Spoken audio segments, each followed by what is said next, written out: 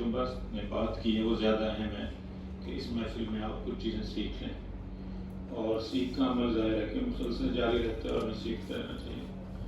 تو جب ہم مقامی دانش کی بات کرتے ہیں تو پہلے تو ہمیں یہ سمجھنا چاہیے مقامی دانش سے کیا مراد، ہم چیزوں کو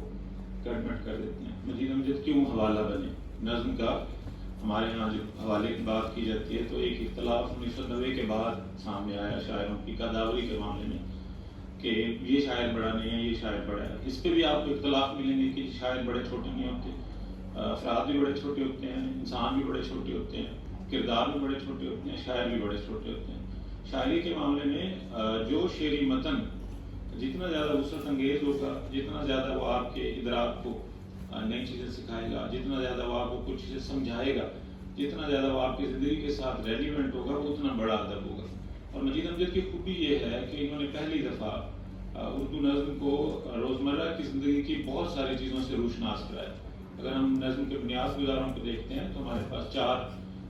ایک بنیاد گزاروں کے نام ہیں، آپ سب اسٹوڈنٹ ان کے بارے میں جانتے ہیں۔ مونمیر راشد ہیں، خود مجید امجد ہیں، میرا جی ہیں، فیض ہیں۔ ان میں میرا جی کی حیثیت بالکل مختلف ہے، کیونکہ میرا جی نئی نظم کے ان بنیاد گزاروں میں سے ہیں جو بڑے ابتدائی صورت میں ہلکا باب ذوق کے ساتھ ان کے تعلق کی بنیاد پر ان نظموں کو دیکھ رہے تھے، ان کے تراجم کر رہے تھے، اور جسے آپ جدید تنقید کہتے ہیں اس میں بھی ان کی کتاب اس نظم میں کا بنیادی کردار ہے۔ وہ کتاب بذات خود حلقے میں جو نظمیں پیش کی جاتی تھیں ان پر جو تبصرے تھے میرا جی کے، اور وہ ایک نظم کے ساتھ ایک تبصرہ لکھ کر وہ بعد میں انہوں نے اس نظم میں آپ کو میرا جی کی 2 کتابیں اپنی لائبریری میں ضرور رکھنی چاہیے، ایک ان کی کتاب مشرق و مغرب کے نغمے اور ایک ان کی کتاب اس نظم میں۔ تو میرا جی نے ہمارے ہاں جس نئی شعری روایت کو رواج دیا، جس کی فضا بنائی، اس کو فوری طور پر راشد میسر آ گئے۔ راشد پر میں زیادہ بات نہیں کروں گا، لیکن اگر اردو میں آج بھی کوئی ایسا شاعر تلاش کیا جائے اردو نظم و غزل دونوں میں، گو راشد ایسے بااعتماد آدمی تھے کہ انہوں نے تاحیات نظم کے علاوہ کسی صنف میں نہیں لکھا۔ یہ ان کا بھروسہ تھا اپنی تحریر پر کہ انہوں نے نظم لکھی اور اس کے علاوہ کسی چیز میں نے لکھا، اور یہ ایک ہمارے لیے فخر کی بات ہے کہ یہ ہمارے 4 بنیاد گزار شعراء ہیں، ان کا تعلق پنجاب کے ساتھ ہے۔ پنجاب سے مراد پاکستان کے ساتھ ہے، یہاں پنجابی کیونکہ ہم اساتذہ میں سے کچھ طالب علم بھی استاد طبیعت کے ہوتے ہیں، تو وہ اگر ان کے ساتھ کسی اکائی کی بات کی جائے تو اس کے منفی معنی لیتے ہیں۔ یعنی جو یہ لوگ اس وقت پیدا ہو رہے ہیں جب ہندوستان متحدہ صورت میں ہے، ہندوستان کی جو بعد کی اکائیاں نئی تشکیل ہوتی ہے ہندوستان کی، اس میں سے کچھ نئے ممالک پھوٹتے ہیں اور پھر وہ نئے ممالک کی قطر میں پھر توڑ پھوڑ کا شکار ہوتے ہیں۔ تو اس تمام توڑ پھوڑ کا شکار ہمارے ان 4 شاعروں پر اس لیے نہیں ہوتا کہ اس زمین کے بیٹے ہیں۔ وہ راشد کا تعلق گجرانوالہ کے ساتھ ہے، میرا جی کا تعلق گجرانوالہ کے ساتھ ہے، فیض کا تعلق سیالکوٹ کے ساتھ ہے، اور مجید امجد کا تعلق جھنگ کے ساتھ ہے۔ یہاں کئی بچے ہوں گے جو جھنگ مگیانہ صدر، آپ کو معلوم ہونا چاہیے کہ جو ضلعی شہر ہوتے ہیں ان میں 2 حدود ہوتی ہے، تحصیل حدود ہوتی ہے اور صدر حدود ہوتی ہے۔ تو مجید صاحب، ان کا پورا نام عبد المجید ہے، ان کے والد کا نام اللہ دیتا ہے، 1914 میں یہ پیدا ہوئے اور سوتیلی ماں کے ساتھ رہتے تھے، خود سوتیلی ماں کے ساتھ رہتے تھے، اور پھر جب ان کی شادی ہو گئی 1934 میں، یہ اسلامیہ کالج لاہور سے BA کر کے واپس آئے تو ان کی شادی ہو گئی، تو کوئی ان کے خاص خانگی معاملات بھی اچھے سے نہیں گزرے، اور پھر ان کی ملازمت ہو گئی، اور ملازمت کے سلسلے میں یہ زیادہ وقت ساہیوال میں رہے۔ اگر ایک نہایت معصوم انسان دیکھنا ہو، ایک ایسا آدمی جو چوڑیاں اپنے پاس رکھ کر ساہیوال سے ایک ٹرین میں بیٹھتا ہے اور کوئٹہ پہنچنے تک وہ اتنا محتاط ہوتا ہے کہ کسی کو شائبہ بھی نہیں ہوتا کہ اس کے سامان میں چوڑیاں ہیں، اور پھر وہ ان چوڑیوں سمیت واپس بھی آ جاتا ہے۔ وہ نظم ضرور لکھتا ہے، شالات کے لیے ایک سے زیادہ نظم لکھتا ہے، کرسمس کے حوالے سے نظم لکھتا ہے، اور شالات کے عنوان سے نظم لکھتا ہے، کیونکہ شالات وہ کردار ہے جس سے مجید امجد متاثر تھے، جو جرمنی سے اپنے کچھ تحقیق کے سلسلے میں ساہیوال آئے تھے، اور مجید امجد ساہیوال میں کرکٹ اسٹیڈیم ہوتا تھا، یہ اسٹیڈیم ان کی نظم آٹوگراف کی تخلیق کا موجب بھی بنا۔ کھلاڑیوں کے خود نوشت دستخط کے واسطے کتابچے لیے ہوئے کھڑی ہیں منتظر حسین لڑکیاں، ڈھلکتے آنچلوں سے بے خبر حسین لڑکیاں۔ یہ ایک فاسٹ بولر ذہن میں رکھتے ہوئے مجید امجد بھی دیکھیں، یہ فرق ہوتا ہے جو ہم آپ اسکالرس کو بار بار سمجھاتے رہتے ہیں کہ ایک حساس ذہن کس طرح سے باقی ذہنوں سے مختلف ہوتا ہے۔ تو ایک حساس ذہن اس طرح باقی ذہنوں سے مختلف ہوتا ہے کہ ہزاروں کے مجمع میں وہ سوچتا ہے کہ میں بے نشان، میں پابگل، نہ رفت مقام ہے، نہ شہرت دوام ہے، یہ لوح دل، یہ لوح دل، نہ اس پہ کوئی نقش ہے، نہ اس پہ کوئی نام. اب وہاں موجود ہزاروں لوگ یہ نہیں سوچ پائے، لیکن مجید امجد یہ سوچتے ہیں. تو شاعر چونکہ حساس ہوتا ہے اور مجید امجد حساس تھے، پھر انہیں سوتیلی ماں ان کے ساتھ رہا، سوتیلے بہن بھائی رہے جن کے ساتھ ان کی کوئی خاص رغبت بھی نہیں بنی، ان کے کوئی قریبی مراسم نہیں بن سکے اپنے 2 بھائیوں اور 1 بہن کے ساتھ. اور پھر وہ زیادہ وقت ساہیوال میں رہے، حتیٰ کہ ساہیوال میں اپنی زندگی کے آخری دن انہوں نے بالکل تنہائی میں گزارے. ان کے جو ملازم تھے وہ بھی اپنی چھٹی کے لیے کہیں گئے ہوئے تھے، اپنے گھر گئے ہوئے تھے، اپنے آبائی گاؤں گئے ہوئے تھے. اور مجید امجد کے کئی شخصی پہلو ہیں. میں جیسے آپ کو کہا کہ میں فائدہ اٹھاؤں گا، آپ کو زیادہ باتیں بتاؤں کہ مجید امجد جب نظم لکھتے تھے، آپ کو یہ چیز جاننی چاہیے کہ مجید امجد کا PhD ہمارے سابق کلیگ، ہمارے صدر شعبہ اور ہمارے بہت ہمیں عزیز ڈاکٹر سعید احمد سہیل نے کی، اور انہوں نے اس PhD کو نقش گرے ناتمام کے نام سے کوپرا فاؤنڈیشن لاہور کا ایک ادارہ ہے، وہاں سے شائع بھی کرایا. اب میں چونکہ اس PhD کے دوران بھی ان کے ساتھ رہا اور خواجہ صاحب کا ذکر آیا، کیونکہ مجید امجد کی ملاقات بڑے عجیب و غریب ماحول میں ہوئی. اس پر ایک نہایت نامناسب پروگرام بھی جیو ٹی وی پر ایک ہوا تھا، جس پر میرا بھی ان کے ساتھ لمبا مکالمہ رہا کہ مجید صاحب اکیلے تھے، ان کو دائی اجل نے آ لیا. تو عبدالرشید ایک اور نظم کے شاعر گزرے ہیں، انہوں نے اور کچھ جو مقامی اشرافیہ تھی، انتظامیہ تھی، انہوں نے، اور خواجہ ذکریہ صاحب وہاں آئے اور ان کو جو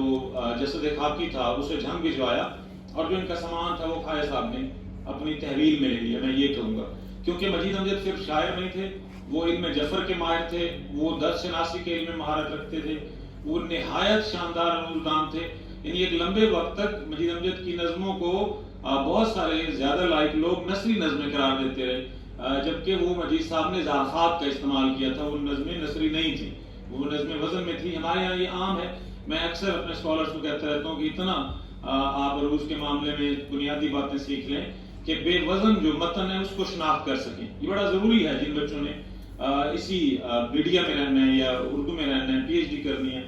ٹی وی چینلز جوائن کرنے ہیں، جو بھی معاشرتی تفاعل ہے، اگر آپ اس میں رہنا چاہتے ہیں تو بنیادی باتیں آپ کو سیکھنی چاہیے. اور ان بنیادی باتوں میں شاعری کی 2 صورتیں ہیں، اس کی رسومیات ہیں، اس کی شعریات ہیں. تو آپ کو اس کی شعریات کے بارے میں بنیادی باتیں معلوم ہونی چاہیے.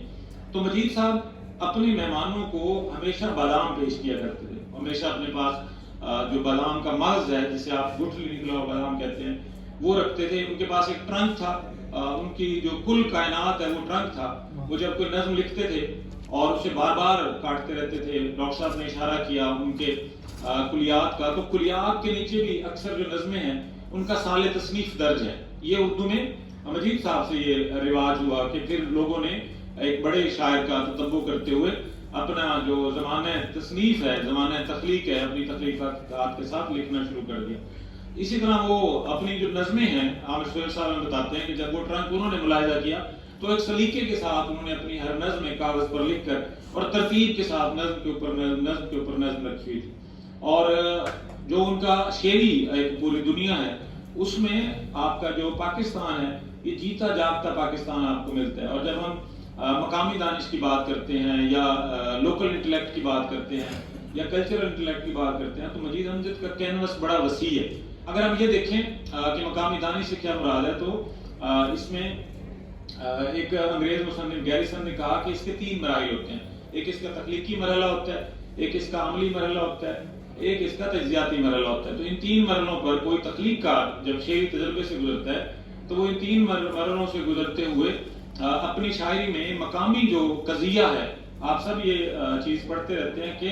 شاعری کی بنیادی چیز کیا ہے. شاعری کی بنیادی چیز وہ رس ہے، وہ جوہر ہے، وہ قضیہ ہے، وہ مفروضہ ہے جس پر کوئی بھی شعری متن استوار ہوتا ہے. تو مجید امجد کے ہاں اپنی زمین کے ساتھ جڑت بڑی مضبوط ہے. اور یہاں میں آپ کو ایک انگریزی کتاب ٹرمنالوجی آف لٹریری ٹرم سے یہ بتانا چاہوں گا کہ جو مقامی دانش ہے اس کے اجزاء کیا ہوتے ہیں. تو لٹریری ٹرمز یہ کہتے ہیں کہ مقامی دانش کے اجزاء میں نیشنل آئیڈینٹی ہوتی ہے، یعنی قومی شناخت، اس میں کلچرل ڈائیورسٹی ہوتی ہے، ثقافتی تنوع، اس میں ہسٹوریکل کانٹیکسٹ ہوتا ہے، یعنی چیزیں آپ اپنی جو معاشرہ ہے، اپنا جو سماج ہے اس کے تاریخی تناظر میں دیکھتے ہیں. اس میں لینگویج اینڈ لٹریچر کو، زبان اور ادب کو توجہ دی جاتی ہے.